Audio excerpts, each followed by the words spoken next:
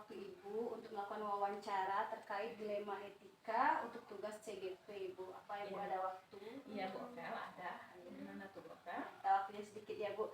Ada beberapa pertanyaan terkait dilema etika ini Bu. Yang pertama, selama Ibu menjadi kepala sekolah, bagaimana Ibu dapat mengidentifikasi masalah-masalah yang merupakan dilema etika atau bujukan moral Ibu? Iya Bu Ovel. Tentu kita harus memahami dulu fakta-fakta yang terjadi Bu Ovel ya. Kasus-kasus yang terjadi, apakah kasus tersebut memiliki dua nilai kebajikan yang bertentangan. Kalau kasus itu memiliki dua kebaikan yang bertentangan, maka itu kan masuk ke dalam dilema etika. Jadi perlu kita memutuskan dengan betul-betul berpikir memutuskannya. Kemudian lagi apabila itu benar, kasus itu termasuk dalam benar dan salah, itu berarti termasuk dalam rujukan moral. Selama ini bagaimana Ibu menjalankan mengambil keputusan di sekolah, terutama untuk kasus-kasus yang kedua-duanya itu ada sama-sama benar Bu? Iya, kita misalkan dengan siswa ya Bu Ovel ya. Apabila siswa itu terdapat kasus gitu ya, tentu kita mengambil keputusannya dengan cara musyawarah dengan guru kelas, kemudian guru bidang studi. Kemudian hal ini kita perlu lakukan untuk menentukan fakta-fakta sehingga nanti kita tidak keliru dalam mengambil keputusan, di mana keputusan itu tetap berpihak kepada murid.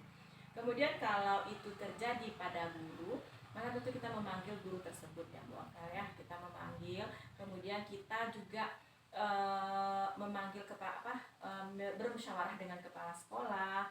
Apabila masih juga membutuhkan suatu pemikiran lagi, tentu kita sebagai kepala sekolah itu akan bermusyawarah juga kepada kepala sekolah yang lebih senior dalam hal ini kan. Terus kita juga tidak menjadikan ini untuk semua guru masalah ini, karena ini kan termasuk juga suatu rahasia gitu ya Bu Ovel ya. Ya itu Bu Ovel.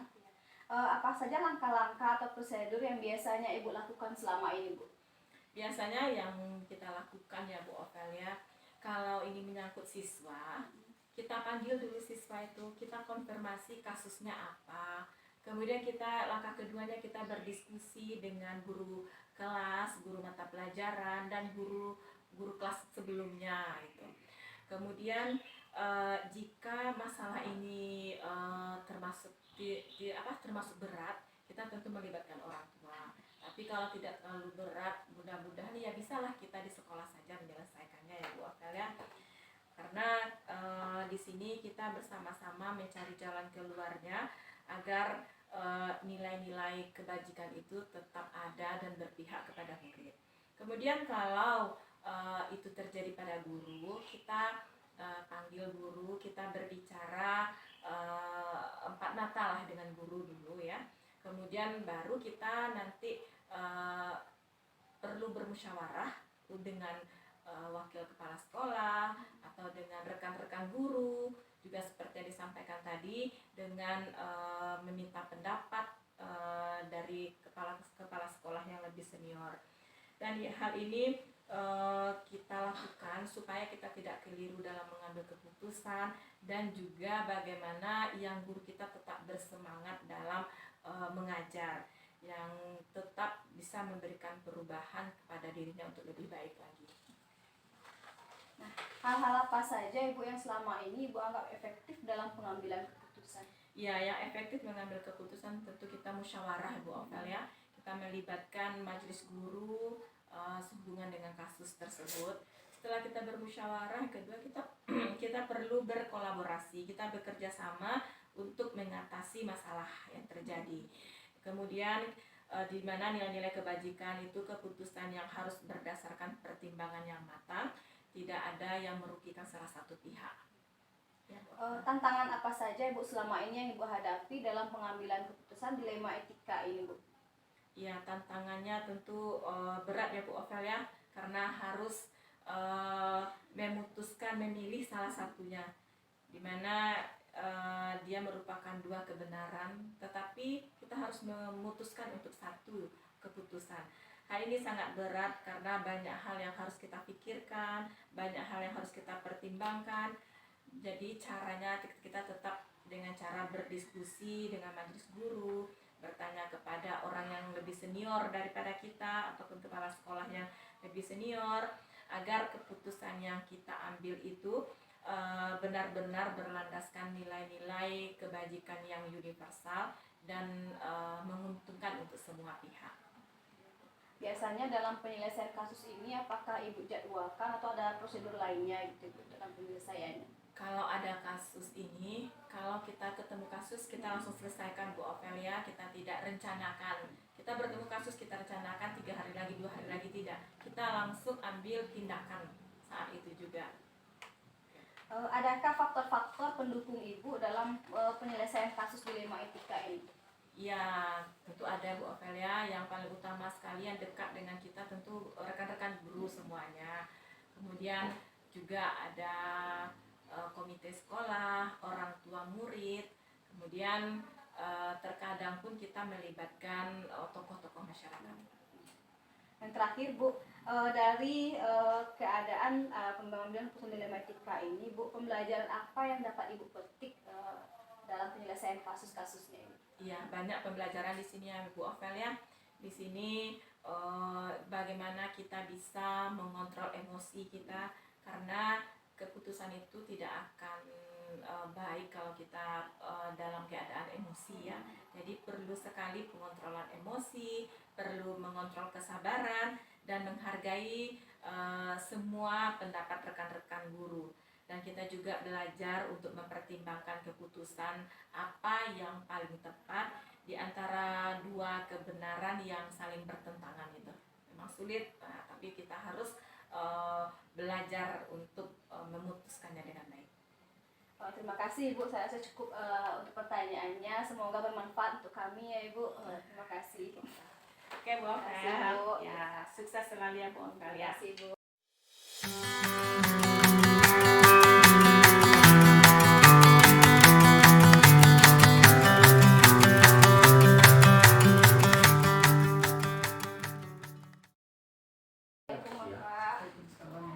Izin meminta waktu Bapak.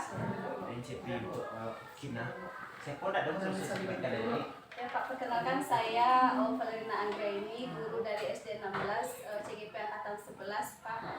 Ingin minta waktu Bapak terkait kami akan mewawancarai Bapak sebagai kepala sekolah memenuhi tugas CGP mengenai dilema etika Pak.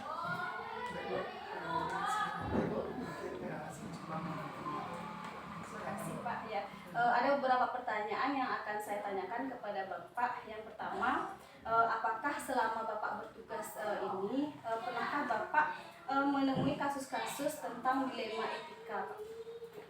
Baik Bu, izin menjawab Bu. Sebagai kepala sekolah, dalam mengidentifikasi kasus yang terjadi di sekolah, kita sering menemui dilema etika sebagai sebuah kasus ataupun sebuah permasalahan yang kita harus memilih antara nilai kebajikan. Ada dua nilai kebajikan yang bertentangan, kita harus memilih dan tetap harus memutuskan. Demikian Bu. Dalam pengambilan keputusan di sekolah, terutama untuk kasus-kasus yang ada dua kepentingan yang sama-sama benar-benar mengandung nilai-nilai kebajikan, bagaimana Bapak dalam mengambil keputusannya? Pertama tentunya Bu, saya mengambil keputusan kita tidak boleh terburu-buru tergesa-gesa. Yang pertama tentunya kita mencari informasi sebanyak mungkin dan sebaik mungkin. Yang kedua barangkali melakukan diskusi kepada semua pihak yang terkait dengan hal pengambilan keputusan itu Bu. Yang ketiga tentunya keputusan kita ambil itu minimal mungkin tidak bertentangan dengan nilai moral ataupun dengan etika profesionalitas sebagai seorang.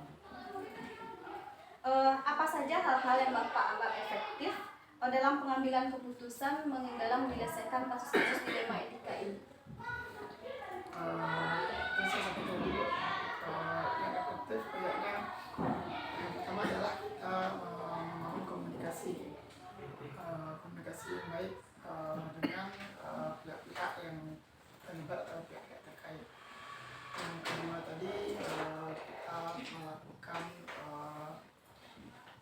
komunikasi ataupun mengalih informasi kepada semua pihak yang terlibat ataupun pihak-pihak yang mendukung nantinya sebuah keputusan yang akan kita ambil. Yang ketiga adalah tetap mempertimbangkan selagi keputusan kita ambil itu bisa individu tidak bertentangan dengan kepentingan yang lebih besar yaitu sekolah, mungkin menjadi pertimbangan kita untuk membuat sebuah kebijakan. Dalam penyelesaian kasus ini, Pak, apakah ada jadwal atau dijadwalkan atau prosedur-prosedur dalam menyelesaikannya? Dalam hal ini barangkali sebenarnya sebaiknya kita harus jadwalkan. Jangan suatu kasus kita temui langsung diselesaikan pada saat itu. Karena pertimbangannya begini Bu, karena kita selesaikan waktu mungkin kita akan melibatkan emosional jadinya kan dalam mengambil keputusan. Jadi sebaiknya kita jadwalkan, kita ambil dan itu kita bisa lakukan dengan teknik coaching agar semuanya terbuka gitu. Dijadwalkan misalnya ambil jangan di hari yang sama kalau dapat dan juga di tempat yang tertutup karena bisa jadi ini sebuah rahasia ataupun tidak boleh banyak orang yang tahu. Itu mungkin sebenarnya. Apa ada faktor-faktor Pak yang selama ini yang mempermudah Bapak atau membantu Bapak dalam penyelesaian kasus dilema etika ini? Faktor-faktor yang saya sini adalah yang pertama barangkali keterbukaan gitu Bu. Adanya keterbukaan antara yang kasus dengan semua pihak. Yang kedua faktor itu adalah saya selalu menyelesaikan masalahnya dengan teknik coaching, tidak memfonis dulu ini bersalah bahwa ini seperti ini. Pasti ada ibaratnya katanya tidak mungkin ada asap tidak ada api gitu kan. Pasti semuanya bisa diselesaikan dengan cara teknik coaching. Kita tidak boleh menghakimi dalam sebuah keputusan. Terus kita harus menggali informasi sebanyak-banyaknya karena kan kita tidak boleh mendengar dari sebuah pihak saja, harus melibatkan semua pihak agar keputusan kita itu valid dan tepat. Dengan demikian mengurangi nilai-nilai dilema kita dalam mengambil sebuah keputusan. Kan sebagai kepala sekolah Pak tentu banyak sekali kasus-kasus dilema etika ini yang Bapak hadapi ya Pak ya. Apa pembelajaran yang dapat Bapak ambil dari pengambilan keputusan dari permasalahan dilema etika ini?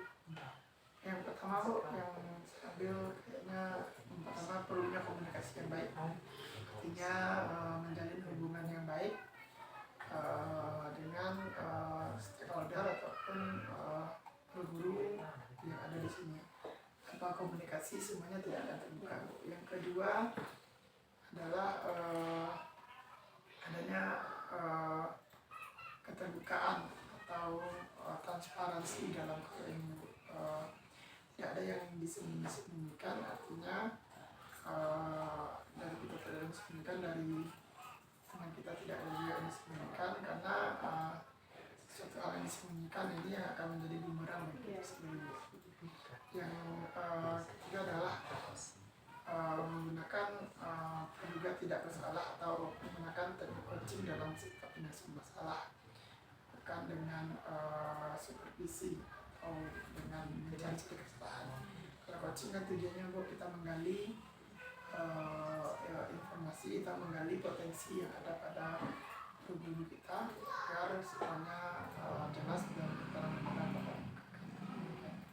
Sekian Pak, cukup rasanya pertanyaan saya. Semoga dari pembelajaran juga untuk kami ya Pak. Terima kasih kesediaan waktunya. Terima kasih Pak.